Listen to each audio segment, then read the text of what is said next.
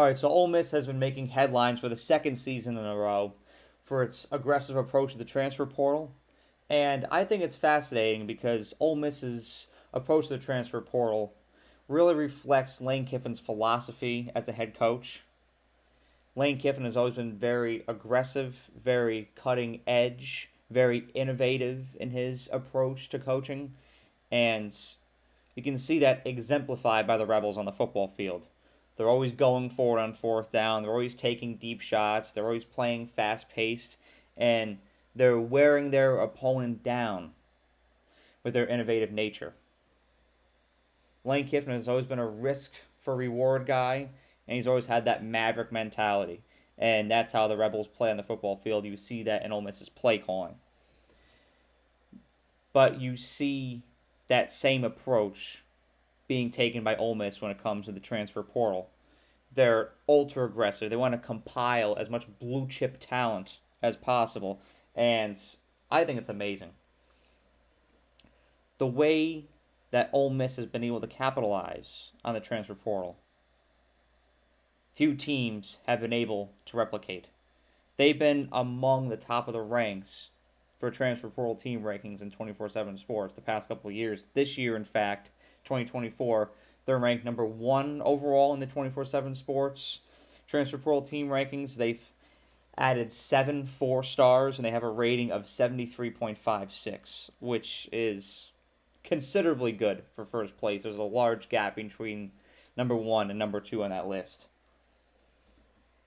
But just think about some of the names that Ole Miss has been able to acquire and add to their locker room through the transfer portal in these past several years. Not just this cycle, but in previous cycles as well.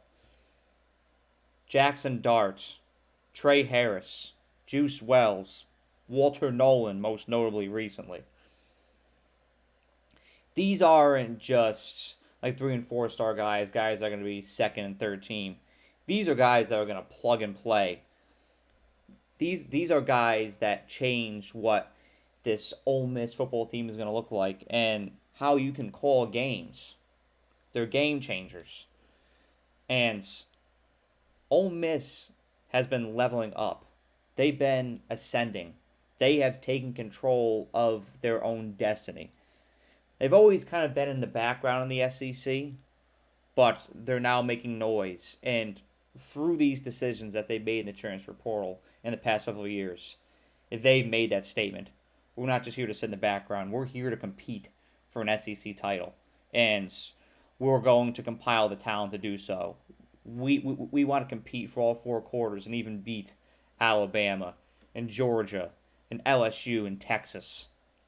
We want to hoist up a trophy in Atlanta, and we want to go to the national championship game and get a ring. And Ole Miss has made that very clear. Why not Ole Miss? That has been the philosophy in that program. Why not Ole Miss? Why not us? I compare it back to the NFL again. There's always teams that will try to harvest talents and develop it, and there's teams that'll be more aggressive in free agency. Well, the transfer portal is like free agency for college football, and that has just been part of Ole Miss's identity. Is they like to use the transfer portal a lot to compile talents and build their roster with it. It's part of who they are at this point, and it's worked considerably well for the program. And I'm going to explain that later in the video as well. But I think it's also important to consider why Ole Miss has been able to be as aggressive in the transfer portal as they've been. Behind every great transfer portal class is a great NIL entity. Ole Miss has the Grove Collective, which is known as one of the most ambitious collectives in the landscape of college sports. They've really made a name for themselves from the standpoint of social media, community involvements, events, how they're able to connect with the Rebels fan base. It's been amazing. It's almost set the standard. The Grove Collective is known nationwide for the efforts and the impact that's made on Ole Miss athletics. And that says a lot. But because of the name that the Grove Collective has made, they've been able to generate a lot of revenue, and with that, they have been able to financially back Ole Miss's approach in the transfer portal. They have the money, they have the resources to make the decisions that they need to make, and add the players that they need to add to compete with your Alabamas and your Georgias. The Grove Collective is essentially the foundation behind that. And you may wonder, why the Grove Collective? How did the Grove Collective ascend to what it is today? Well, there's an interesting story behind that. Of course, there's great support behind the Ole Miss Grove Collective throughout Ole Miss athletics. Lane Kiffin, everybody within the Ole Miss athletic department. There's a great backing. There's a lot of support for the Grove Collective. But there's an interesting story as to how the Grove Collective rose to fame. If you remember back in the fall-winter transition of 2022, like November, December, there were a lot of rumors circulating about Lane Kiffin potentially leaving Ole Miss, leaving the square to go to Auburn. And, he eventually agreed to stay at Ole Miss, stay in Oxford, and a lot of people thought that it was because it's a great place to live, comfortable place to live, great program. And I've been to Oxford. I've had the privilege to go to Oxford, Mississippi several times.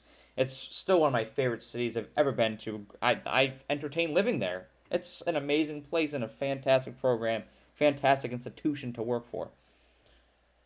But a big influence on why Lane Kiffin stayed at Ole Miss is the Grove Collective. While those rumors were circulating about Lane Kiffin potentially darting Ole Miss for Auburn, ESPN's Chris Lowe falsely reported that Auburn's NIL collective is 10 times the size of Ole Miss. Well, what did that do? That outraged the Ole Miss fan base. All your fans, all your donors, all your alumni were obviously pissed about that.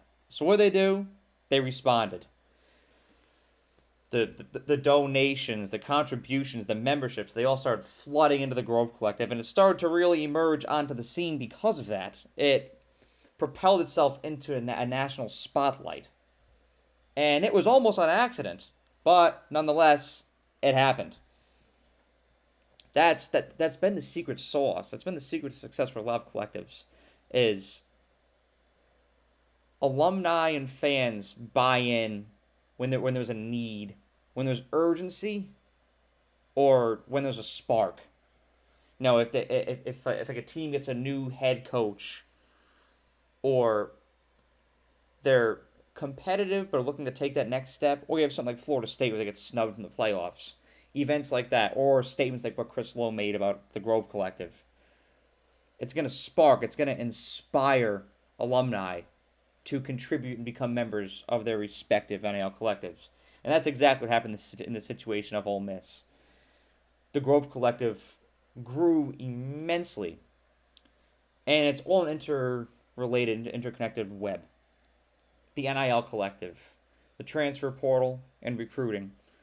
It's all resources. It's all interconnected.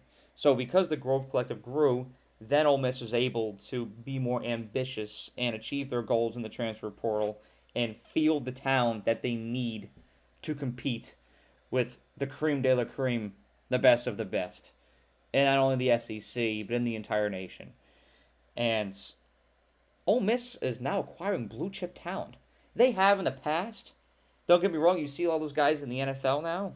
Ole Miss has had some talent that was translated to the NFL.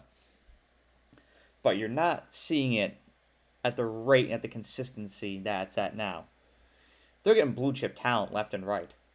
And it's translating into results.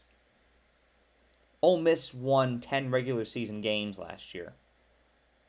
That's only been done once before by the Rebels, and that was 2021 under the guidance of Lane Kiffin. So, before Lane Kiffin was even head coach at Ole Miss, they had never had a 10-win regular season.